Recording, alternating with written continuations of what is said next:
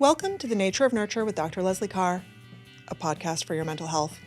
I'm your host, Leslie. If you're watching this podcast right now, you can find the audio version in any podcast app. And if you're listening, you can also watch this episode on YouTube at The Nature of Nurture. You can find that link in the show notes. Today, we're here to talk about breathwork with Robert Bahedry. Robert is a certified breathwork practitioner, and he's been teaching this specific three-part dynamic breathing technique since 2010. He leads classes and one-on-one sessions here in LA, as well as online, and his pre-recorded classes and meditations have been downloaded on streaming apps like Apple Music millions of times. In addition to all of this, Robert is also my breathwork teacher, and I recently became fully certified to teach under his instruction. I love this practice, and I'm so excited to tell you all about it. Please join me in welcoming Robert Bahedry. First things first, just thank you so much for being here with me. I am truly honored. I haven't been on TV for a long time. Yeah. But yeah, this is great. Yeah, we're going to have a lot of fun. So let's start nice and sort of a nice big broad question for people. But like, what is breath work, Robert? Let's start there. Where do I begin? I think one of the things that would probably describe breath work first and foremost and more accurately is it's the power of our breath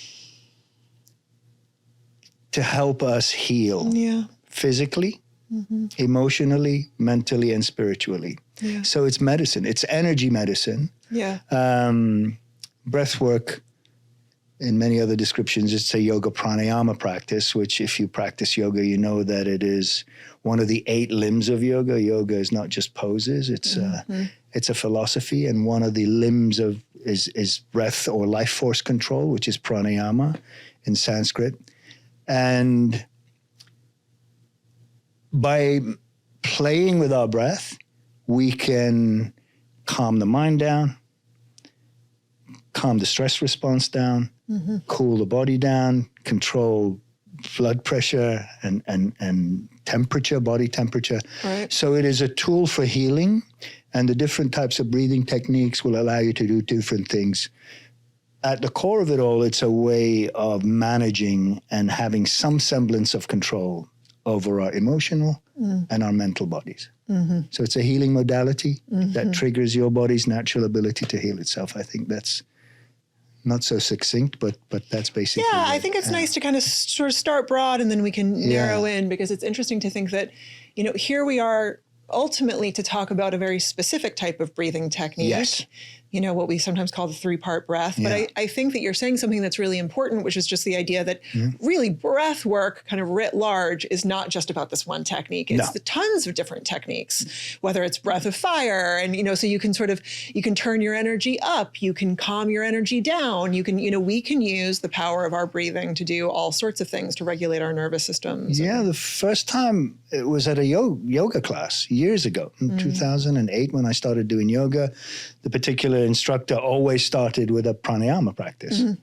And sometimes it was alternate nostril breathing, which is, you know, balances the left and the right hemisphere. And then we would do breath of fire to clear the mind and get really focused. And it was that journey into pranayama that led to wanting to become a yoga instructor. So the way the yoga practice started to affect me physically and emotionally made me go, can we do a little deeper dive? And they offered a teacher training. So I went, sure. I was all in. And during the teacher training, the yoga pranayama module made me go, what? Yeah. It was totally, we can do what by breathing this way or that way? That was it, really. It was like a light bulb moment that went, I don't need to take drugs anymore. Not to say that you shouldn't, but now if you need them, but every drug that's on a shelf in a pharmacy is available at the hypothalamus. Our body has its own pharmacies. Just how do we access that pharmacy and release the right dosage at the right time? So I was going to get there eventually, and we might as well pause on this since you're saying it now. It is really wild to think that, you know, once you learn how to control your breath in various ways, things like alcohol and street drugs start to become a lot less appealing because, you know, I mean, I still drink alcohol socially, but I notice that I'm inclined to drink a lot less. And I know we've talked about this before, because it's kind of like, why do that if you can basically, you know, get high for free and not have a hangover the next day? It would be weird to sit at one of the bars in Hollywood on a Saturday night going, sniffing and snorting just so you can get high while others are drinking. But I mean, one of the things that struck me as I learned about the three-part breath that you and I are very familiar with was in the late 60s. Stanislav Graf, who is the creator of holotropic breathwork, was working as a research assistant in Switzerland when LSD was introduced. They received a box and they were doing a lot of work with, multiple personality disorders, and they thought that the LSD and the psychedelic experience could really help their patients. Wow. And as soon as they started to do the research and started to work with their people, they pulled it off the market. The FDA decided that it was a controlled drug and we have no more access to it. Having been to India, Stanislav Graf, and done a lot of deep work with one of the yogis that he worked with there, he realized that he could replicate the experience of LSD, the hallucinogenic, psychedelic experience, through breath work. Yeah. And so he created a version of a yoga pranayama practice that he trademarked, and obviously you have to train with either him or one of his cohorts to be licensed to teach holotropic breath work. But the three-part breathing technique that you and I do comes from India. It's thousands of years old, and it has a similar experience, and it's not trademarked. And so you and I can do it whenever we want and with whomever we choose to do it. That, to me, made me realize that there's a correlation between, again, the drugs on the shelf and the hypothalamus, which produces everything we need in the right dosage at the right time. And it's just a matter of tapping into that part of it. So I think the breath you and I are familiar with, certainly through our experiences, has done that for both of us. So, yeah. Absolutely. And we're going to talk about that a lot more in a minute. Sure. Before we get there, will you tell us a little bit about when you tried the sort of three-part breathing technique for the first time? When was your first experience with that? 2009. Okay. I was at the yoga studio where I took the teacher training, and shortly after I got certified, I realized that was not the path. But the yoga pranayama stayed. Kind of, it triggered something and it kept going. That yoga studio closed. So I had to find another yoga studio. And one just opened much closer to where I was living in West Los Angeles. And so, you go to a yoga class, and one day this guy shows up and he goes, "Hi, my name is Brian. I do this thing on a Friday night at 8 o'clock. It's a breathwork practice. So during Shavasana today, we'll do like 4 or 5 minutes of it just to give you a taste. Cool. And if it resonates with you, you can come to class on Monday." And that's exactly how it happened. So we finish up class, and instead of a regular Shavasana, we do 3 minutes of breathwork. And as you well know, the breathing technique we do begins to raise the body's physical vibration. My body started tingling, and then from tingling, it started vibrating. And I remember thinking, I need to explore a little bit further. That was it. That was really all it was. So at the end of a yoga practice, it led to going that Friday night. And that Friday night was totally cathartic. I was at a place in my life where I was struggling for my own identity, having just separated after a 22-year relationship. I was a little lost. So yoga started to help me ground and trying to find focus and find direction. And that first yoga pranayama, that first breathwork practice, blew me out of the water. I mean, it was the most incredibly powerful experience.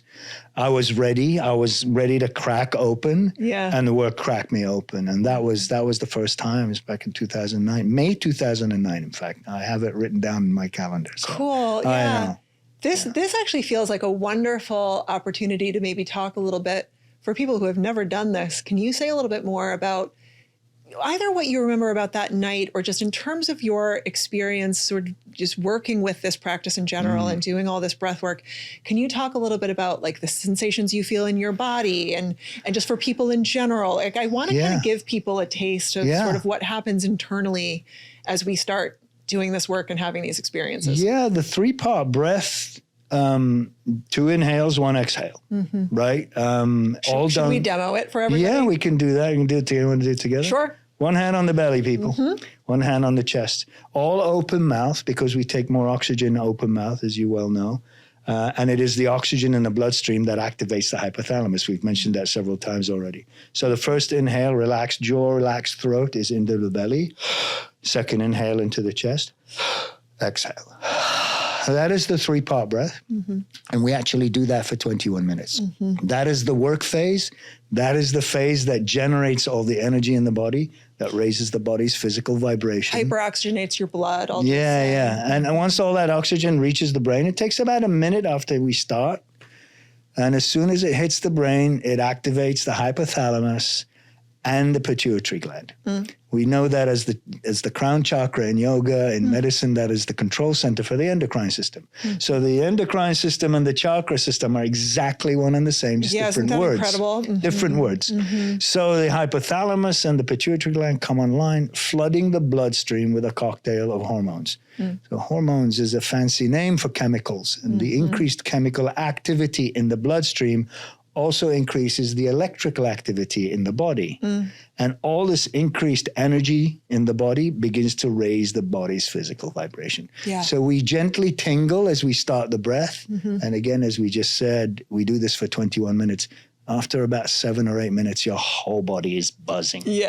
Vibrating at obviously, as depending very much on how committed you are to the breath or how much fear there is, because there's an element of letting go, surrendering to this energy. And if a client or a student shows up with control issues, their experience very much depends on how willing they are to let go. That makes a lot of sense to me. Assuming that you decide to really surrender and let go, the body buzzes at a very high frequency. And as a result, the physical and the emotional bodies begin to respond. You're actually reminding me, Robert. So this happened to me the very, very first time that I ever did breath work. And then it never happened again, actually. But the very first time that I ever did breath work, it was 2020. In the depths of the pandemic, I did something online. This was before you and I met for the first time. And the very first time that I ever did this 3-part breathing technique, I felt so high that I briefly thought I almost could go crazy. And it was interesting because I never, like I'm saying, I never felt that way again.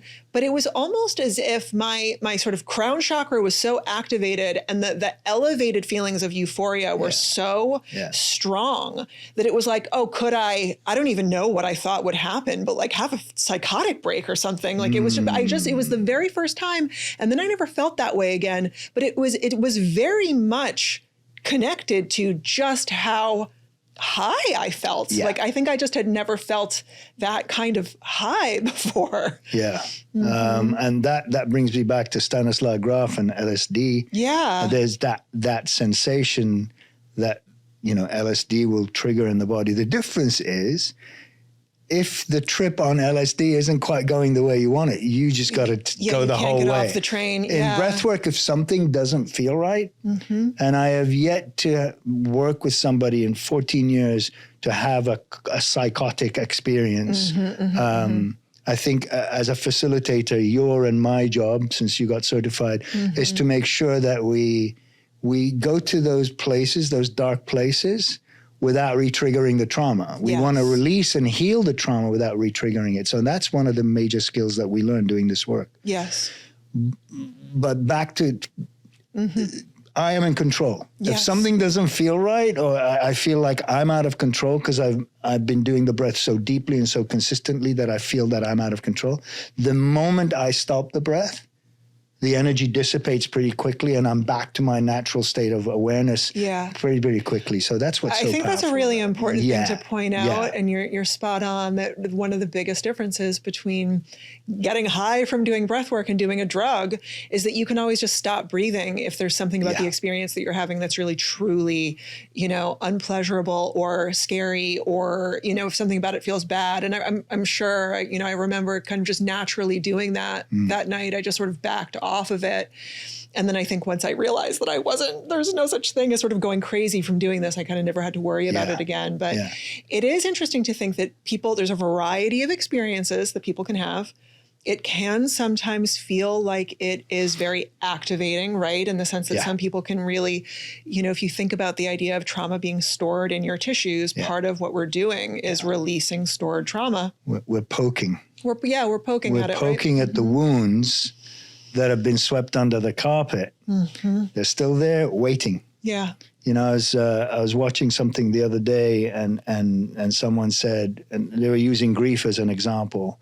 Grief is very, very powerful. And if we don't allow ourselves to feel it, it sits and it waits. Yeah. I'm here whenever you're ready. Right. It won't go away until you and I decide to sit with it, to invite it in. Yeah. And on my walk this morning, I was kind of thinking what he was talking about, and the vision of a guest came to mind. Think of the emotions that you have been resisting, or have you stuffed and buried and you're not even aware of. You've been doing the stuffing and the burying for so long. Think of them as a guest, a temporary guest. You invite them into your house, into your being. Sit with them. Sit with them. Have a cup of tea. Discuss. Yeah. And then with grace and with love, allow them to leave. And the only way you and I can ever allow our repressed and suppressed emotions, our trauma, if the only way we can release that stuff out of our body is to feel it. You and I joke about how the adage of healing is feel it to heal it. It's the only way we can let go. Yeah, for sure. Yeah. That's the only way. The only way out is through. Yeah, it's not an intellectual exercise, letting go. So, and most of us are very uncomfortable with our feelings because of numerous reasons. If this is children, I mean, I know growing up as a child of a Middle Eastern upbringing from Iraq, boys don't cry was a very common, repeated phrase. Stop whining. There's nothing to cry about. Don't be ridiculous. Grow up. Be a man. Yeah. Like at 6 and 7 and 8 years old. So if that becomes the programming, emotions are not welcome here. That's the sign, right? And so, as you know and I know, emotions are simply energy in motion, and they are meant to move through us. Emotions are our teachers. And if we don't allow that to happen, as you mentioned a minute ago, we store them in the physical body at the cellular level. Yeah. So that's what gets in the way of most of us living our best life. And so that's why this work was such a revelation. It's my way of tapping into that part of me that I've hidden and not wanted to look at for eons. Inviting them in as a guest, sitting with them, having a cup of tea, the proverbial cup of tea, and releasing by feeling. And as a result, feeling that lightness of being, that there's the number of people who come to breathwork for the first time and at the end go, oh my God, I feel so much lighter. Yeah. And that's a real feeling because you are literally letting go of baggage you've been holding on to for all these years. Yeah, exactly. I'm curious about this masculinity piece that you're bringing into it, because I wonder, I wonder how this work has transformed your relationship with your own masculinity in the way that you're describing. So here's the irony to all of this. I grew up most of my life, even in Iraq and Baghdad, till I was 12, surrounded by women. My dad was very busy achieving and providing. So my mom was in the house, but although she was working too, but we had a maid, because that's what you did in the 60s in Iraq. You had a maid. I had my grand aunt living with us. The majority of my cousins, there were more girls and women than boys. My grandmother lived just down the street. I had a sister. Even our dog was a female. So I was surrounded by, I know. So I was surrounded by all this feminine energy. Mm-hmm. Something inside was pushing up against it. And that was the programming. Boys don't cry, grow up, be a man, all about that. So my entire life, there was this push and pull between what was innate and what the programming was. Sure. And so this was one of the most, breathwork, that first experience, was one of the most liberating experiences because that quiet inner voice that was always there saying, yes, don't do that. That hurts people.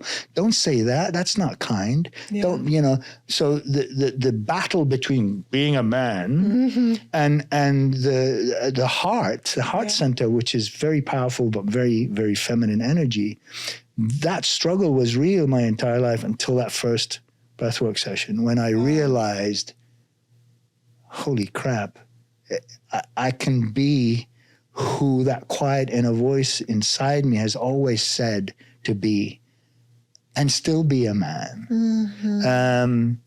And that first session was cathartic in that I was in a room mostly of women, like most yoga classes. You know, that breathwork session was no different. There was a woman laying next to me and a guy laying to the left of me because we do this work laying down, as you know.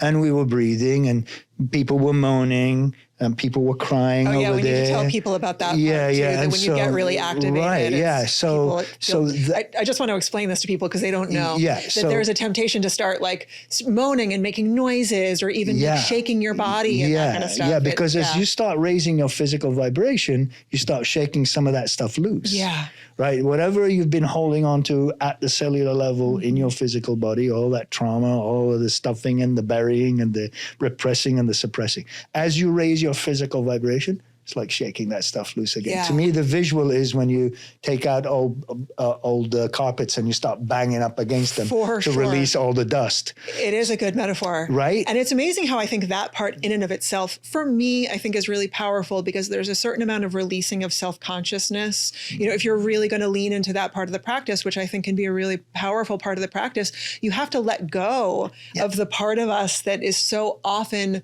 kind of monitoring our own expressions or what our bodies are doing, or that sound might sound weird to make, or you kind of have to let go of your self-consciousness. There's a huge element of surrender. Yeah. Right? And so one of the first things I remind people when I talk about this healing energy is to explain where that healing energy comes from, right? We talked about the chemistry and all of that, but at the core of it all, the energy that created you heals you. Yeah. Same energy. Yeah. It's created the universe, created you. That's the same energy that you're tapping into.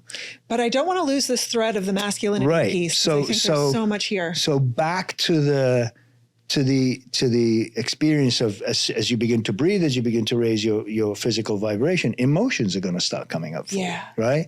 Emotions, most of the emotions we repress are, anger, fear, guilt, shame. Grief. Very, very, very common is the sadness and the grief that, because boys don't cry, whatever happens, don't cry. So that energy is shoved down and one of the first things that started to come up for me that first session as I started to breathe and really surrender and let go was these waves of deep, deep, deep sorrow.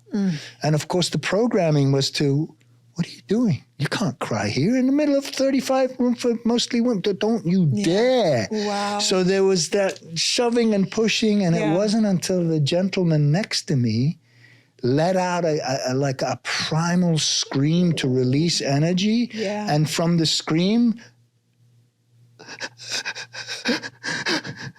you heard like almost a 4, 5, 6-year-old start to cry, and the dam freaking broke inside of me. I just because I was holding on and holding on and holding on. Fuck yeah.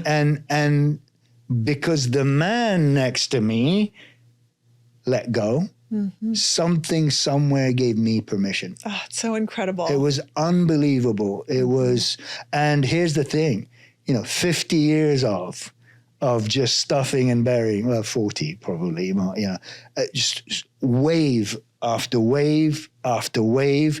And of course, with grief, there's the companion hand in hand is anger. Yeah. So between the crying, like the 6-year-old that, you've seen a 4, 5, 6-year-old cry that just can't, that's what it was like. Yeah. I couldn't catch my breath to cry properly, but the emotion was so powerful that it just came wave after wave, and then there was anger. And I remember thinking how embarrassed and angry I was at allowing myself to cry in public. It was such a mind fuck. Yeah. I mean, it was totally, but there came a point where the pain of holding on was greater than the pain of letting go. Yeah. That was the tipping point. Yeah. And I knew in that moment that this entire life, this entire journey of all the things I've done and all the life experiences and the places I've lived and the experience I had culminated in this moment doing this breath work to remind me to reconnect with my divine soul, with that inner soft, kind and gentle and very loving part of me that I had hidden for eons, Yeah. Yeah. So the masculinity piece was like, now what? Yeah. Well, I think this piece is so huge because I think, sadly, to the point that you were making earlier about the mostly women in the yoga, studios and that kind of stuff, we live in a world where, sadly, most of the people who engage in personal growth work are women. It's the ladies that are going to therapy. They're the ones that are doing the yoga and doing the breath work and all of that kind of stuff. And I think that, you think about a phrase like toxic masculinity, and it feels to me like there's just a lot in here. I'm just so happy that you can speak to this piece of sort of what happens with men and boys when their emotions get repressed, and just makes me wonder what you think about when you think about this on almost like a societal level. Like, do you have words of wisdom for the men and boys that might be listening to this right now? So as a parent, we parent how we were parented. Yeah. So my parents were born in the late 20s, early 30s. Their parents were born in the late 1890s. Yeah, wow. So if they were parented by parents that were born in the 19th century and nothing changed, I was parented.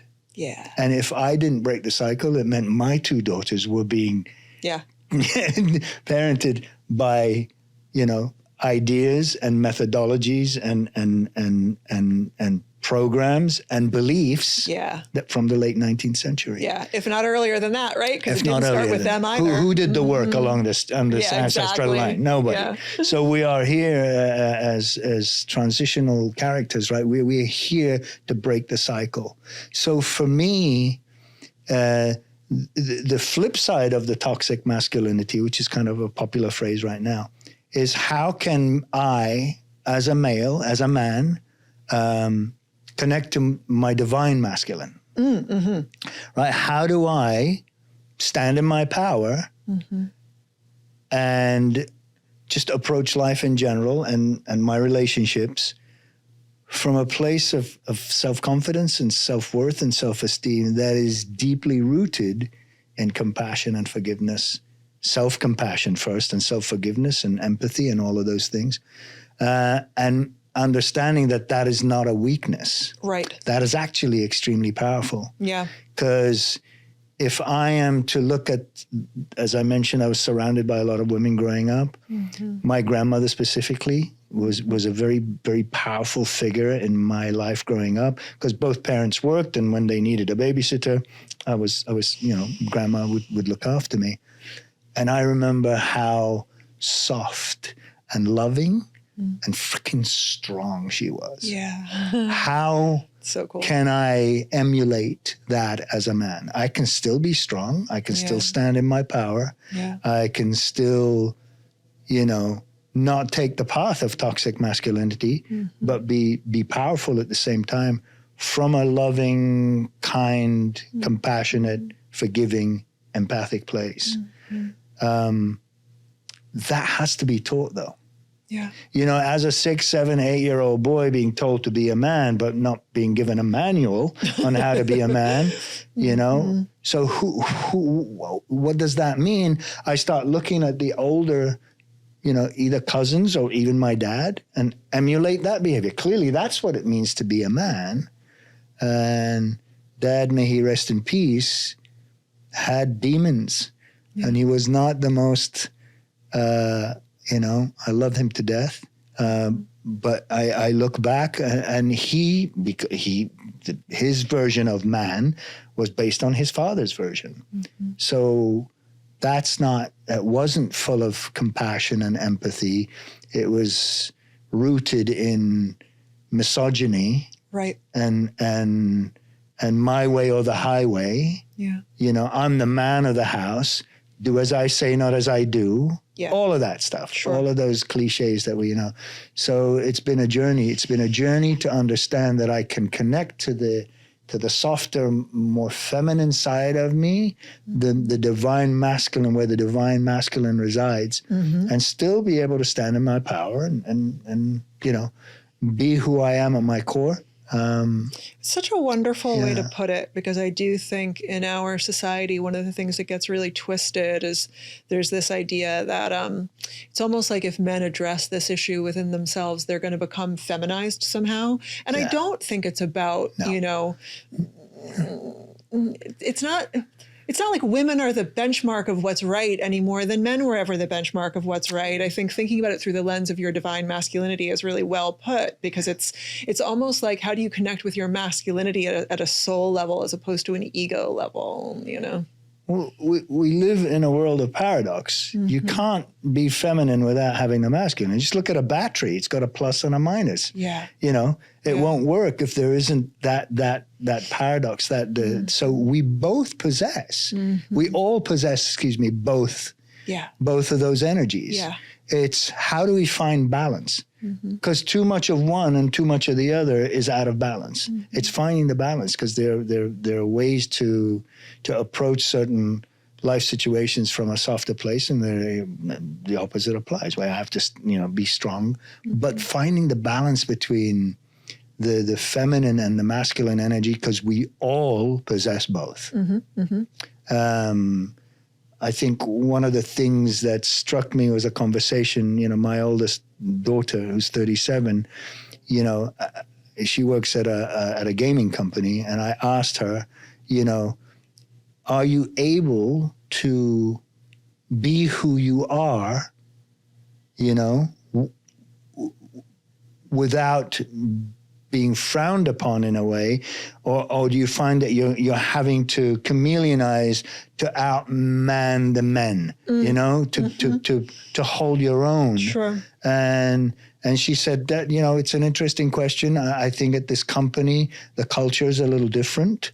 So I can be who I am, and I'm very proud that I can assert my power without having to over swing to the masculine side. And when I said, you're pretty lucky in that, you know, most women in the corporate world and in the outside world have to outmen the men to survive, which I think is a bit of a tragedy for me. Yeah, it's also unhealthy. And I think a lot of that is because the men aren't connected to the divine masculine. Mm-hmm. So they've swung all the way to this side, and for the women and it feels like they have to swing more over that way to find balance. Because I think if the men came back to the middle to find balance between the feminine and masculine energy, the women wouldn't have to, I feel, go all that in to prove themselves. Right. You know?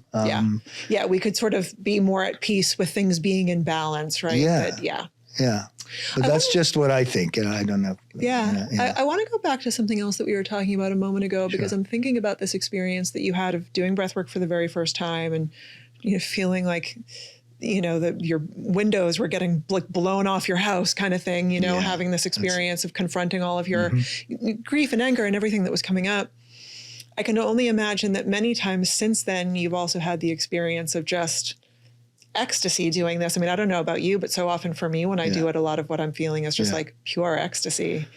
And I wonder if you can kind of speak to the sort of the polarity of both of those experiences, that sometimes we're purging trauma and sometimes we're just soaring through the cosmos, right? I think one of the most powerful images that happened when I did my training was my teacher said, think of the healing journey, Robert, as an onion, right? You show up and you can only work with the outside layer. Whatever that outside is, it could be sadness, it could be grief, it could be euphoria, right? Yeah. So you show up, you do your breathwork session, and that outer layer melts away, only to reveal the next layer. Mm-hmm. And each of those layers has stories, has experiences, has emotions, has all sorts of things in them.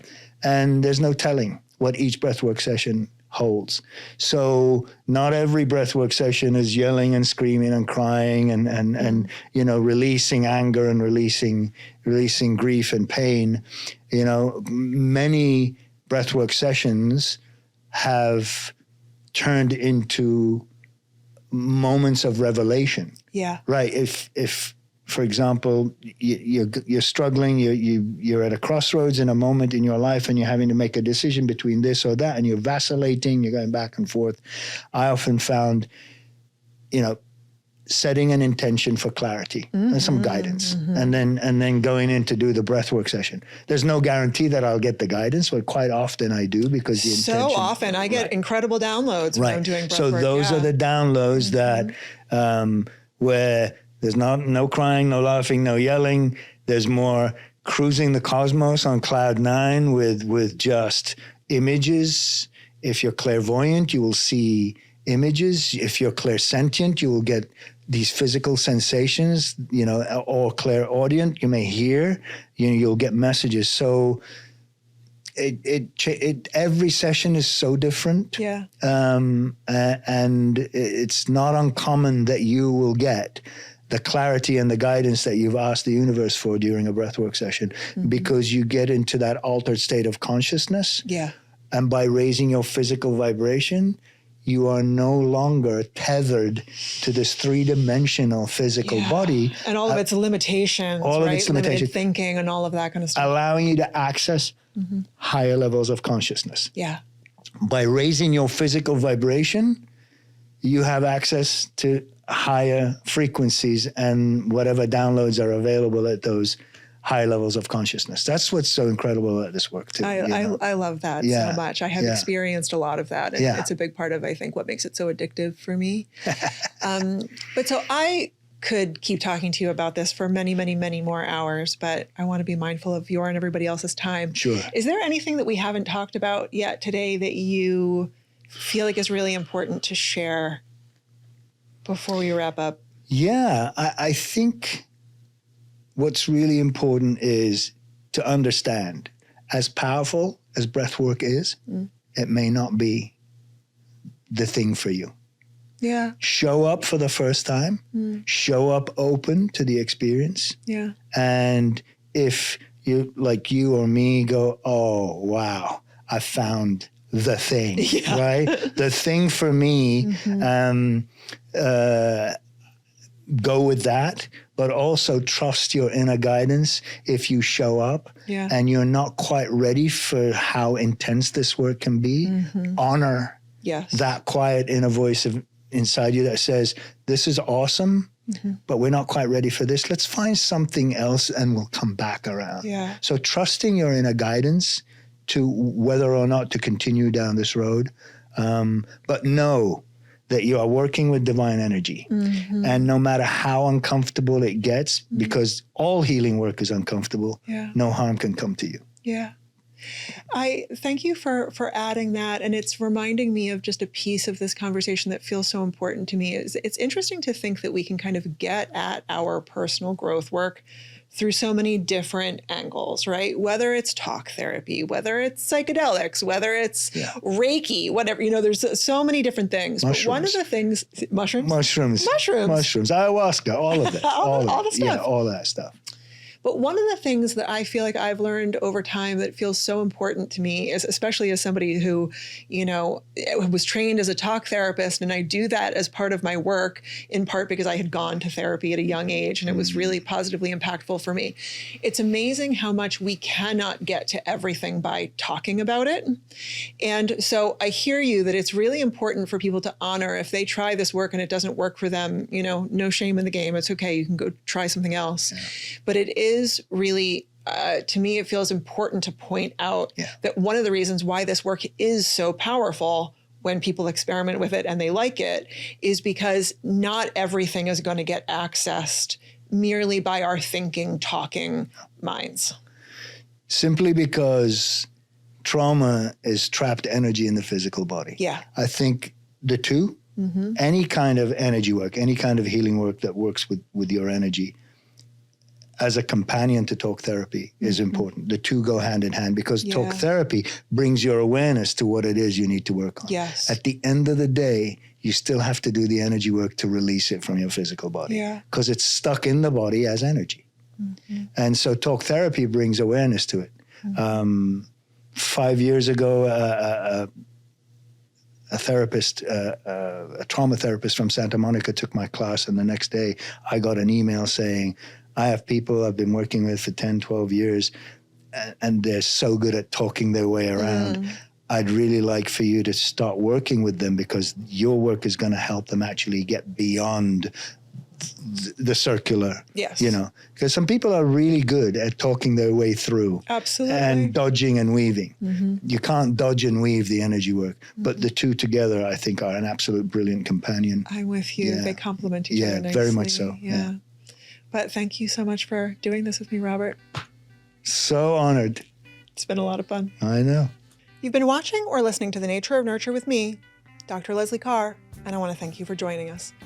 You can find Robert at breathewithrobert.com, and you can find me at lesliecarr.com. Many thanks to Robert for having this conversation with me, and to all the people who work behind the scenes to make it happen. Full credits can be found in the show notes. If you found this conversation valuable, please let me know by leaving a review or rating, or by sharing the episode with at least one person who you think might enjoy it too. You can also like or subscribe on YouTube, or in any podcast app that you can get your hands on. Thank you again for tuning in. I'll see you next time.